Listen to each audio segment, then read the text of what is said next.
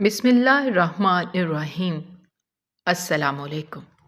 میں آفس سے تھکا ہارا گھر میں داخل ہوا تو اماں نے ابا کو اسپتال لے جانے کا کہہ دیا۔ اماں کی بات سن کر میرا موڈ خراب ہونے لگا۔ آئے دن ہی ابا کو کچھ نہ کچھ ہو جایا کرتا تھا۔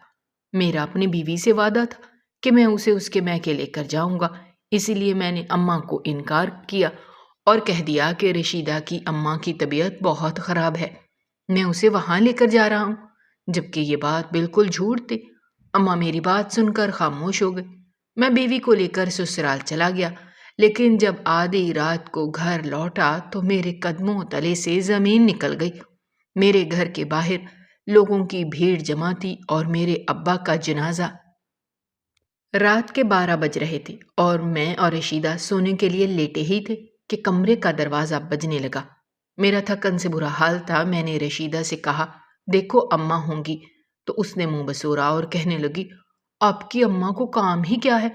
جیسے ہی دیکھتی ہیں کہ بیٹا اور بہو کمرے میں بند ہوئے ہیں، کسی نہ کسی بہانے سے دروازہ بجانے لگ جاتی ہیں۔ ابھی بھی ان سے برداشت نہیں ہو رہا ہوگا نا کہ 12 بجے ہی ہم دونوں کمرے میں آ گئے۔ وہ تو آپ کو رات 1 بجے تک اپنے کمرے میں اپنے قدموں میں بٹھا کر رکھنا چاہتی ہیں۔ آپ ابا کے پاؤں دباتے رہیں تو انہیں سکھ کا سانس آتا ہے، اور یہاں بیوی انتظار کی سولی پر لٹکتی رہتی ہے۔ آج آپ جلدی کمرے میں آ گئے ہیں تو بس کسی نہ کسی بہانے سے آ گئی ہوں گی۔ اپنی بیوی کی بات سن کر میں نے ایک نظر اس پر ڈالی اور کہا، پوچھ تو لو اماں سے آخر کیا ہوا ہے۔ میرے کہنے پر وہ بڑی مشکل سے اٹھی اور دروازہ کھولا تو واقعی دروازے پر اماں تھیں۔ بہت پریشان سی لگ رہی تھیں۔ کہنے لگی، تمہارے ابا کو اچانک سے بہت شدید درد اٹھا ہے، ذرا سا آ کر دیکھ لو۔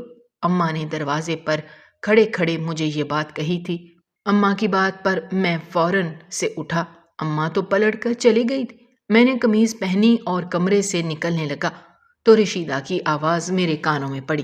کہنے لگی، بڑی بی کے بڑے ڈھکوسلے ہیں، اچھی طرح جانتی ہوں انہیں۔ ہم میاں بیوی کا ساتھ پسند نہیں ہے، یہ تو چاہتے ہی نہیں ہے کہ ہم سکھ کا سانس لیں۔ وہ بڑبڑ کرتی واپس بستر پر لیٹ گئی تھی اور میں سر جھٹکتا ابا کے کمرے میں پہنچ گیا تھا۔ ابا اپنا الٹا بازو پکڑے درد سے بے حال لگ رہے تھے۔ میں نے ابا کو سہلایا اور بلڈ پریشر کا آلہ نکال کر بلڈ پریشر چیک کیا تو ابا کا بلڈ پریشر واقعی 160 سے اوپر تھا۔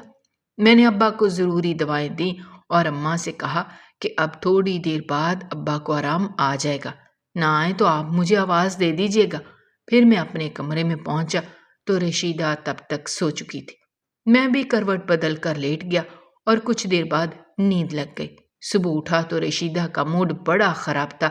کہنے لگی، انسان آپ کا انتظار کرتے کرتے سو جائے، لیکن آپ کو اپنے اماں ابا کی خدمت سے ہی فرصت نہیں ملتی۔ کتنے دنوں سے کہہ رہی ہوں کہ میری اماں کی طرف چلیں۔ اماں نے نیا کرائے کا گھر بدلا ہے، لیکن آپ کو تو اس کے لیے بھی وقت نہیں۔ میں نے رشیدہ سے کہا کہ تمہیں میں نے کبھی منع نہیں کیا، تم ٹیکسی کر کے بچوں کے ساتھ چلی جاؤ۔ دفتر سے دیر سے آتا ہوں، پھر ابا بھی آج کل بیمار ہیں، اسی لیے انہیں بھی وقت دینا پڑتا ہے۔ رشیدہ کہنے لگی، بس تو پھر آپ اماں ابا کی خدمت ہی کرتے رہے نا، مجھ سے شادی کر کے میری زندگی کیوں خراب کی؟ وہ پاؤں پٹکتے ہوئے کمرے سے نکل گئی تو میں سوچنے لگا کہ آج دفتر سے واپسی میں اسے اس کی ماں کی طرف لے ہی جاؤں گا۔ وہ 2 ہفتے سے ضد لگا کر بیٹھی تھی کہ میرے ساتھ ہی جائے گی، جبکہ اس سے پہلے اکیلی بھی چلی جایا کرتی تھی۔ لیکن جب سے ابا بیمار ہوئے تھے، وہ ابا سے کہیں زیادہ مجھے پریشان کر رہی تھی۔ خیر مجھے اس سے بہت محبت تھی، میں نے پسند کی شادی کی تھی، اسی لیے میں اسے ناراض نہیں کرنا چاہتا تھا۔ دفتر کے لیے تیار ہو کر میں کمرے سے نکلا تو اماں کہنے لگی، آج جلدی آ کر اپنے ابا کو اسپتال لے جانا، ان کا ہر دوسرے دن بلڈ پریشر ہائی ہوتا ہے، ایسا نہ ہو کہ کوئی اندرونی مسئلہ ہو رہا ہو اور ہمیں پتہ نہ چلے۔ اماں کے چہرے پر بہت زیادہ فکر تھی، جبکہ ابا خاموش سے ڈائننگ ٹیبل پر بیٹھے ناشتہ کر رہے تھے۔ لیکن جیسے ہی اماں کی بات رشیدہ کے کانوں میں پڑی، وہ فوراً سے بول اٹھی کہ سارا دن ابا بستر پر پڑے رہتے ہیں، کچھ ہلیں گے جلیں گے تو طبیعت ٹھیک ہوگی نا۔ مرچ مسالوں والے کھانے کھا کر بستر پر پڑے رہیں گے تو بلڈ پریشر تو ہائی ہوگا۔ میں نے کل ہی ابا سے کہا تھا کہ جا کر بجلی کا بل جمع کروا دیں، لیکن ابا نے ابھی تک نہیں کروایا۔ بجلی کٹ جائے گی تو سب سکون سے بیٹھیں گے۔ رشیدہ نے کڑوے لہجے پر بھی میری اماں نے خاموشی ہی اختیار کی تھی، جبکہ ابا نے تو اپنا سر اوپر ہی نہیں اٹھایا تھا۔ وہ ڈبل روٹی کے چھوٹے چھوٹے ٹکڑے چائے میں ڈبو کر کھا رہے تھے، اور شاید ایسا کرنا بھی ان کے لیے مشکل تھا۔ میں نے رشیدہ کی طرف گھور کر دیکھا اور اسے کہا کہ اگر بجلی کا بل جمع کروانا تھا تو مجھے یاد دلانا چاہیے تھا تمہیں۔ پتہ ہے دفتر کے کاموں سے مجھے فرصت ہی نہیں ملتی۔ لاؤ بل مجھے دو، میں وقت نکال کر جمع کرا دوں گا۔ رشیدہ نے کہا، آپ کہاں بجلی کے بل کی لائنوں میں لگیں گے، میں خود جا کر جمع کروا دوں گی۔ آپ کو تو اسپتال کے چکر کاٹنے سے ہی فرصت نہیں ملتی۔ اب جلدی آ کر اپنے ابا کو بس اسپتال لے جائیے گا۔ اس نے بہت ہی تنزیہ سے لہجے میں یہ بات کہی تھی اور پھر باورچی خانے میں چلی گئی تھی۔ بچے بھی ڈائننگ ٹیبل پر بیٹھے ناشتہ کر رہے تھے اور اپنی اماں کے کڑوے جملے سن کر دھیرے دھیرے مسکرا رہے تھے۔ انہیں یہ باتیں بہت اچھی طرح سمجھ آتی تھیں، اور اسی بات پر میرا دل جلتا تھا کہ اسے بچوں کے سامنے کم سے کم اس طرح کی بات نہیں کرنی چاہیے۔ میں نے ابا سے شرمندہ لہجے میں معذرت کی کہ رشیدہ بس نیند کی کمی اور بچوں کی وجہ سے چڑچڑی ہو جاتی ہے۔ ابا نے ایک نظر مجھ پر ڈالی اور کہنے لگے، تم پریشان نہ ہو، جاؤ اپنے کام پر دھیان دو۔ تمہیں نوکری سے دیر ہو رہی ہے، اگر وقت ملے تو اسپتال کے لیے آ جانا، ورنہ کوئی بات نہیں، ہم بعد میں چلے جائیں گے۔ ابا کا لہجہ ہمیشہ کی طرح بہت نرم تھا۔ ابا نے کبھی مجھ سے سختی سے بات نہیں کی تھی، اور نہ ہی رشیدہ کے خلاف کبھی ایک لفظ کہا تھا۔ اس کی کڑوی باتوں پر بھی وہ خاموش رہتے تھے۔ پہلے پہل اماں رشیدہ کو ٹوکنے کی کوشش کرتی تھی، لیکن پھر نہ جانے کیا ہوا تھا کہ آہستہ آہستہ اماں نے بھی رشیدہ کے آگے ہتھیار ڈال دیے تھے۔ اب پورے گھر میں بس اس کی باتیں گونجتی تھی اور باقی سب کان بند کر کے سنتے تھے۔ دفتر پہنچ کر میں نے جلدی جلدی کام نپٹانے کی کوشش کی، پھر بھی 2 بج گئے۔ میں نے واپسی کی راہ لی، ابا کو لے کر ڈاکٹر کے پاس گیا تو ابا کہنے لگے کہ دل کے والز بند ہو رہے ہیں، کولیسٹرول بہت ہائی ہے، ابا کو ہارٹ اٹیک کا بھی خدشہ ہے، پرہیز کروانا ہوگا تاکہ ابا جلد سے جلد ٹھیک ہو جائیں۔ یہ سن کر میں فکر مند ہو گیا۔ میں نے دوائیں لیں اور ابا کو لے کر گھر آ گیا۔ مہنگائی اتنی بڑھ گئی تھی کہ ذرا سی دواؤں میں ہی ہزاروں روپے اٹھ گئے تھے۔ ابا کو کمرے میں سکون سے لٹا کر میں نے اماں کو ہدایت کی کہ ابا کو لازمی پرہیز کروانا ہے، اور پھر کمرے میں آ کر سر پکڑ کر بیٹھ گیا۔ رشیدہ میرے پاس آئی تو پوچھنے لگی، کیا ہوا ہے؟ میں نے اسے بتایا کہ اسپتال میں 5,000 روپے لگ گئے ہیں، اور اب مجھے مہینے کے آخر میں پیٹرول کے لیے پریشانی ہوگی۔ اس بار ہم بچوں کی فیس تھوڑا لیٹ بھر دیں گے۔ میری بات سن کر وہ بڑبڑاتے ہوئے کہنے لگی، تمہارے ابا مرچ مسالے تو بھر بھر کے کھاتے ہیں، پھر یہ ڈرامے کیوں کرتے ہیں؟ میں نے اس کے آگے ہاتھ جوڑے اور کہا، اللہ کے واسطے خاموش ہو جاؤ، میں پہلے ہی پریشان ہوں۔ تو وہ چپ کر گئی۔ مجھے واپس آفس لوٹنا تھا۔ بجلی کا بل ہاتھ میں لیے میں پھر دفتر کے لیے نکل گیا تھا کہ کسی نہ کسی طرح پیون سے کہہ کے بھروا ہی دوں گا۔ رات کو میں دیر سے گھر پہنچا تو اماں اور ابا کھانا کھا رہے تھے۔ ابا کی پلیٹ پر نظر پڑتے ہی میرا موڈ بری طرح خراب ہو گیا۔ رشیدہ ٹھیک ہی تو کہتی تھی، ابا نمک مرچوں والا کھانا کھاتے تھے، پھر بیمار تو ہونا ہی تھا۔ میں نے غصے میں اپنے ہاتھ میں پکڑا لنچ باکس ٹیبل پر پٹخا اور ابا سے کہا، جب میں نے کہا تھا کہ پرہیزی کھانا کھانا ہے، چکن کا سوپ پینا ہے، تو پھر اس سب کی کیا ضرورت تھی؟ ایسے میں دوائیں کیا خاک اثر کریں گی؟ میری بات سن کر ابا نے تو کچھ نہ کہا، البتہ اماں کہنے لگی، جو بہو بنا کر دے گی تمہارے ابا وہی تو کھائیں گے۔ اماں نے پہلی بار رشیدہ کے بارے میں اتنے عرصے میں کوئی بات کہی تھی۔ اماں کی بات پر میری زبان کو بریک لگا تھا۔ وہیں سے رشیدہ تنتناتے ہوئے باورچی خانے سے نکلی تھی اور چیختے ہوئے کہنے لگی، مرغی کا سوپ بنانے کے لیے مرغی کہاں سے لاؤں؟ آپ کی دواؤں کے پیچھے ہزاروں روپے اٹھ گئے ہیں، بچوں کی فیس بھروانے کے لیے بھی پیسے نہیں۔ میرے تو بچوں کا مستقبل بھی داؤ پر لگ گیا ہے۔ میرا شوہر جوانی میں ہی بوڑھا نظر آنے لگا ہے۔ آخر کس کس چیز کی ذمہ داری وہ اٹھائے گا؟ آپ لوگ تو سمجھتے ہیں کہ درخت پر پیسے رکھتے ہیں۔ یہ کہہ کر وہ دوبارہ سے باورچی خانے میں چلی گئی۔ اماں کی آنکھوں میں آنسو آ گئے تھے۔ انہوں نے کھانا پلیٹ میں ڈالنے سے پہلے ہی چھوڑ دیا تھا اور ابا بھی کچھ لقمے لے کر کمرے میں چلے گئے۔ میں نے کمرے میں آ کر رشیدہ پر سختی کی اور کہا کہ تمہیں ابا کے سامنے پیسوں والی بات کہنے کی کیا ضرورت تھی؟ وہ کہنے لگی، تمہاری اماں تم سے میری شکایت لگا رہی تھی، ان سے تو تم نے نہیں پوچھا کہ میری بیوی کے بارے میں ایسا کیوں کہہ رہی ہیں؟ بڑی بی کو موقع ملتے ہی آگ لگانا شروع کر دیتی ہیں، اور ایک تم ہو جو مجھ سے سوال جواب کرنے آ گئے ہو۔ یہ جو 5,000 روپے تم نے خرچ کر دیے ہیں، اب یہ کہاں سے آئیں گے؟ اگلے مہینے بچوں کی ڈبل فیس بھرنی ہے، سالانہ خرچہ آنے والا ہے، ہم کہاں سے یہ سب کچھ پورا کریں گے؟ اوپر سے تمہاری اماں نے تمہاری بہن کو بھی فون کر کے ابا کی بیماری کا بتا دیا ہے۔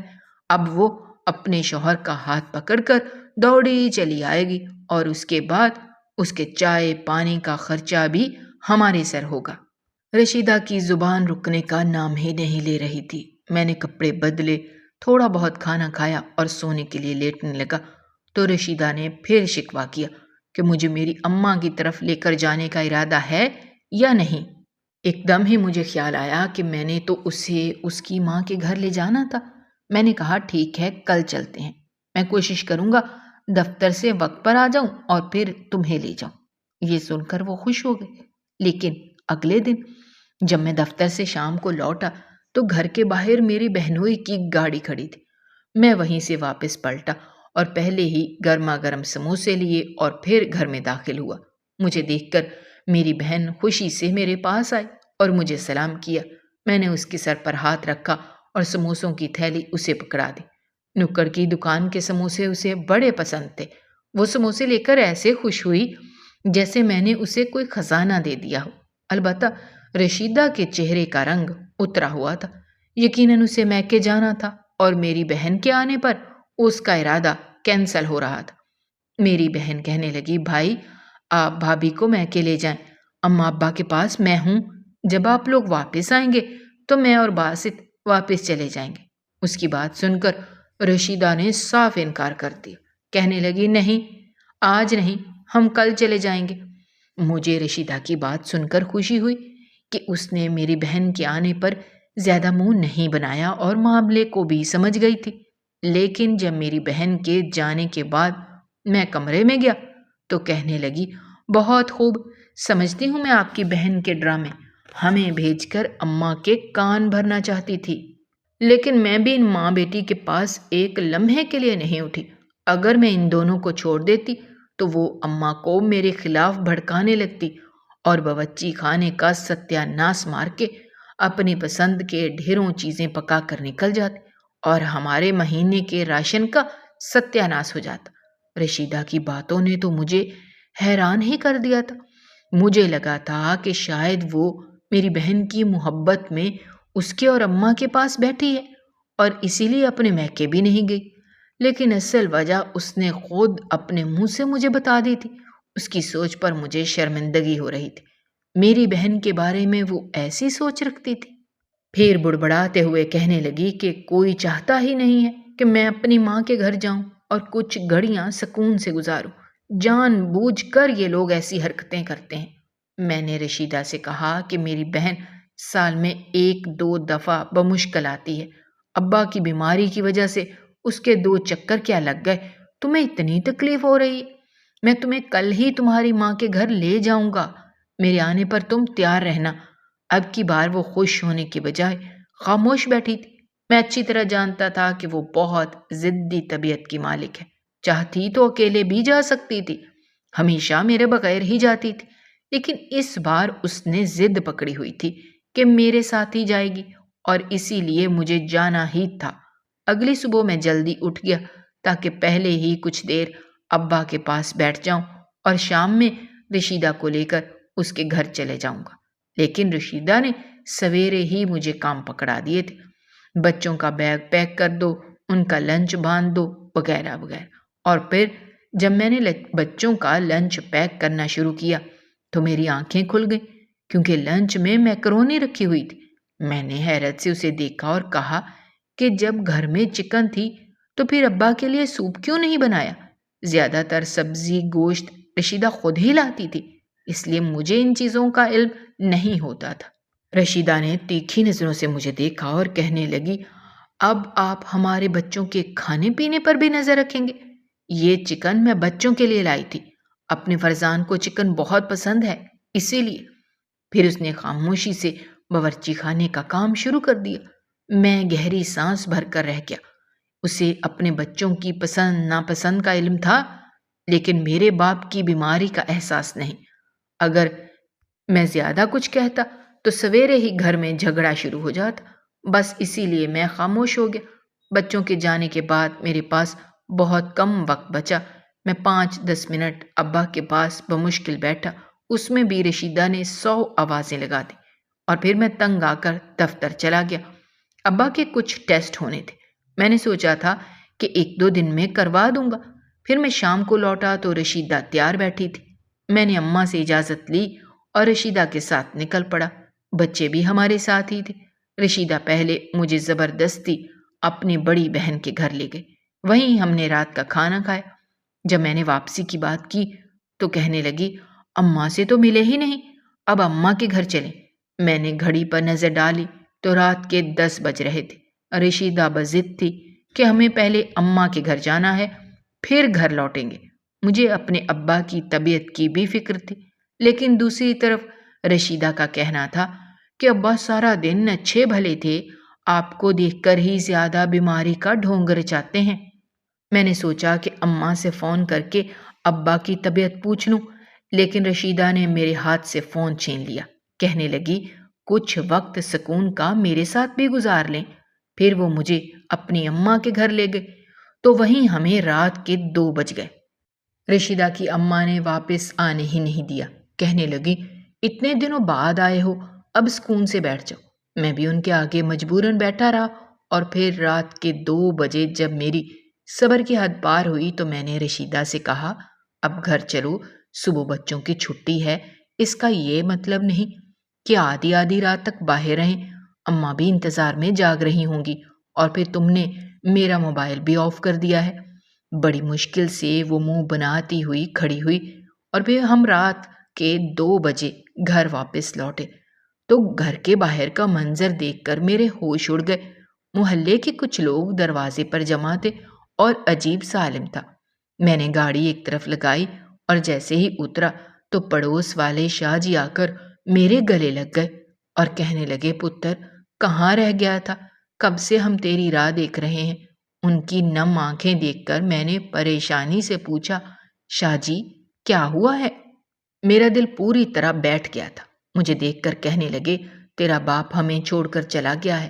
وہ ابا کے سالوں پرانے دوست تھے، اس لیے ان کا حال کافی خراب تھا۔ یہ سننا تھا کہ میرے قدموں تلے سے زمین نکل گئی۔ میں دوڑ کر اندر گیا تو ابا کا جنازہ صحن میں رکھا تھا۔ اماں اور بہن دونوں ابا کے سرہانے بیٹھی تھیں اور محلے کی چند عورتیں بھی جمع تھیں۔ مجھے دیکھتے ہی میری بہن روتے ہوئے کہنے لگی، بھائی آپ کا فون بند تھا، ابا کی طبیعت خراب ہوئی، میرے آنے تک دیر ہو گئی، اماں سے ایمبولینس کو نہ بلایا گیا اور ابا ہارٹ اٹیک کی وجہ سے اس دنیا سے چلے گئے۔ آپ کے سسرال کا بھی ہمیں علم نہیں تھا، اس لیے ہم کہیں سے آپ کو بلا نہ سکے۔ وہ رو رہی تھی اور میں کفن میں لپٹے اپنے باپ کو دیکھ رہا تھا۔ مجھے یاد آیا تھا کہ ابا صبح مجھے کچھ کہنا چاہ رہے تھے، لیکن رشیدہ کی بار بار کی آوازوں کی وجہ سے میں نے ابا سے کہا تھا کہ شام میں بات کرتے ہیں۔ پھر جب میں شام میں لوٹ کر آیا تو رشیدہ تیار کھڑی تھی۔ مجھے ابا کی بات سننے کا خیال ہی نہیں رہا، اور اب جب میں واپس آیا تھا تو ابا کچھ کہنے کے قابل ہی نہیں رہے تھے۔ میرا ضمیر مجھے کچوکے لگا رہا تھا۔ کس طرح صبح ہوئی اور کس طرح میں نے ابا کی تدفین کی، مجھے کچھ ہوش نہیں تھا۔ ابا کے جنازے کے 3 دن بعد گھر بالکل خالی ہوا تو مجھے احساس ہوا کہ اب پہلے جیسی بات نہیں رہی۔ میں خود کو بے سہارا محسوس کر رہا تھا، لیکن رشیدہ بڑی خوش تھی کیونکہ اس کی جان چھوٹ گئی تھی۔ اب اس کو ابا کے لیے پرہیزی کھانا نہیں بنانا تھا، نہ ہی ابا کی خدمت کرنی تھی۔ ہسپتالوں کا خرچہ بھی کم ہو گیا تھا۔ اسے تو ابا کی موت سے جیسے سکون ملا تھا، کم سے کم اس کے چہرے سے تو مجھے یہی لگ رہا تھا۔ میں بالکل خاموش تھا۔ پھر کچھ دن گزرے تو ایک دن میری بہن آئی اور خاموشی سے اماں کو لے گئی۔ وہ اماں کو اپنے ساتھ کیوں لے گئی تھی مجھے تو یہ بھی نہیں پتہ چل سکا تھا۔ اماں نے اتنا کہہ دیا تھا کہ میں فرحین کے ساتھ رہ لوں گی، تم میری فکر نہ کرو۔ اور پھر اماں کے جانے کے بعد رشیدہ ہواؤں میں اڑنے لگی، گھر میں اس کی اجارہ داری ہو گئی۔ میں اماں سے ملنے بہن کے گھر جاتا تو اسے مرچیں لگتی، وہ جھگڑے کھڑے کرتی۔ بچے جوان ہو رہے تھے، اس لیے میں لڑائی جھگڑوں سے بچنے کے لیے اماں کے پاس بھی کم سے کم جاتا، بس فون پر خیر خیریت کر لیتا۔ پھر اماں بھی بڑی خاموشی سے مجھے چھوڑ گئیں۔ یہ اطلاع بھی مجھے میری بہن نے فون پر دی تھی اور میں جنازے میں غیروں کی طرح شریک ہوا تھا۔ نہ آخری وقت میں اماں سے کوئی بات ہوئی، نہ میں نے ان کی دعائیں لی تھیں۔ یہ بات میرے دل کو بہت تکلیف پہنچاتی تھی۔ کبھی کبھی میں سوچتا تھا کہ میں نے سب کچھ کھو دیا، لیکن رشیدہ کو کبھی اس بات کا احساس نہیں ہو سکتا۔ وہ ہمیشہ یہ کہتی کہ اب تو میں آزاد ہو گئی ہوں، سارے مسئلوں سے میری جان چھوٹ گئی ہے، اب میں اس گھر کی مالکن ہوں۔ اس کے رنگ ڈھنگ ہی بدل گئے تھے۔ البتہ اس کی یہ بات مجھے بہت تکلیف پہنچاتی تھی کہ میرے ماں باپ اس کے لیے مسئلے تھے۔ وقت ایسے ہی خاموشی سے سرکا اور ہم نے اپنے بڑے بیٹے فرزان کی شادی کر دی۔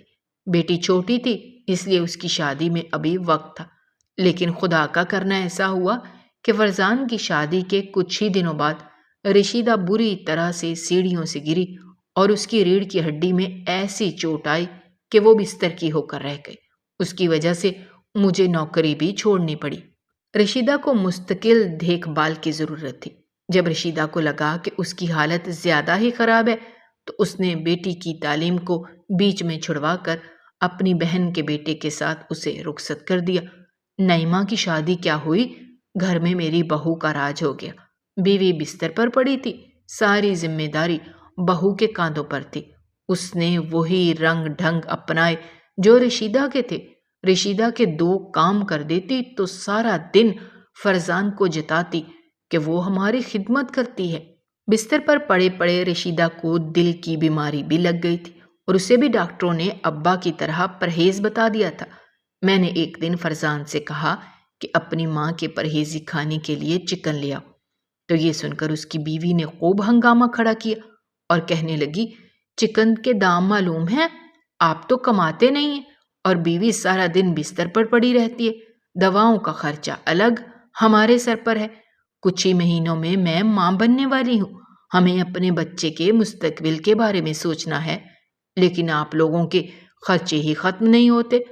پہلے ہی نعیمہ کی شادی پر ہم نے اتنے پیسے خرچ کر دیے ہیں، اب آپ لوگ تھوڑا سوچ سمجھ کر خرچے کروائیں، جو گھر میں پکا ہے صبر شکر کر کے کھا لیں۔ اس کی بات سن کر میری آنکھوں میں آنسو آ گئے تھے۔ میں نے بالکل ویسے ہی اپنا سر جھکایا تھا جیسے میرے ابا جھکایا کرتے تھے۔ سالوں پرانا منظر میری آنکھوں کے آگے لہرا گیا تھا۔ میں نے اپنے بیٹے کی طرف دیکھا تو وہ مصلحتاً خاموش تھا، بالکل ویسے ہی جیسے میں خاموش رہتا تھا، کیونکہ میں بھی رشیدہ کے ساتھ جھگڑوں سے ڈرتا تھا اور شاید میرا بیٹا بھی اپنی بیوی کے آگے اسی وجہ سے خاموش تھا کہ جھگڑا مزید نہ بڑھے۔ بہو حاملہ بھی تھی۔ میں الٹے قدموں واپس کمرے میں لوٹ آیا تھا۔ رشیدہ نے ساری باتیں سن لی تھیں، اس کی آنکھوں سے آنسوں کی قطاریں بہہ رہی تھیں۔ میں نے اس کے پاس جا کر اس کے سر پر ہاتھ رکھا تو وہ روتے ہوئے مجھ سے معافی مانگنے لگی، کہنے لگی، آپ کی اماں کو میں نے گھر سے جانے کا کہا تھا، ابا کی بیماری کے باوجود بھی میں نے انہیں پرہیزی کھانا نہیں دیا تھا اور اسی لیے شاید انہیں اٹیک آیا تھا۔ وہ ایک ایک کر کے اپنی غلطیاں تسلیم کر رہی تھی اور میں بس سر جھکائے اسے سنتا ہی جا رہا تھا۔ میں نے پھر دھیرے سے اس کے آنسو صاف کیے اور کہا، تم ندامت کے آنسو بہا چکی ہو، اسی لیے اللہ بھی تمہیں معاف کر دے گا اور میں بھی تمہیں معاف کر چکا ہوں، لیکن کچھ گناہوں کی سزا ہمیں بھگتنی ہی پڑتی ہے، اسی لیے اب تمہیں اپنی بہو کا وہی رویہ برداشت کرنا ہوگا جو رویہ میری ماں سہ کر گئی ہے۔ میری بات سن کر اس نے شرمندگی سے اپنی آنکھیں میچ لی تھی۔ کچھ دیر بعد میرا بیٹا ہمارے کمرے میں آیا تھا اور وہ ہم سے شرمندہ تھا۔ اس کی طرف دیکھ کر مجھے اپنا ماضی یاد آ رہا تھا۔ میں سوچ رہا تھا کہ آج میں پچھتا رہا ہوں، اللہ نہ کرے کل کو میری اولاد کو پچھتانا نہ پڑے۔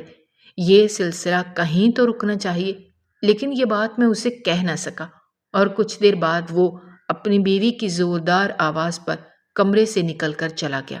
میں نے ایک گہری سانس لی تھی۔ نہ جانے کیوں ہم انسان ہمیشہ ٹھوکر کھا کر ہی سبق سیکھتے ہیں۔ شاید میرا بیٹا بھی ٹھوکر کھا کر سبق سیکھنے والا تھا، لیکن میں آپ سب سے کہنا چاہتا ہوں کہ جو کوئی میری کہانی سن رہا ہے وہ میری ٹھوکر سے سبق سیکھے، رشیدہ کی حالت سے عبرت پکڑے، کیونکہ ہم جیسے لوگوں کا یہی حال ہوتا ہے۔ ناظرین، ہماری آج کی یہ کہانی آپ کو کیسی لگی؟ کمنٹ باکس میں اپنی رائے کا اظہار کرنا مت بھولیے گا، اور اگر آپ ہمارے چینل پر نئے ہیں تو چینل کو سبسکرائب کرنا بھی مت بھولیے گا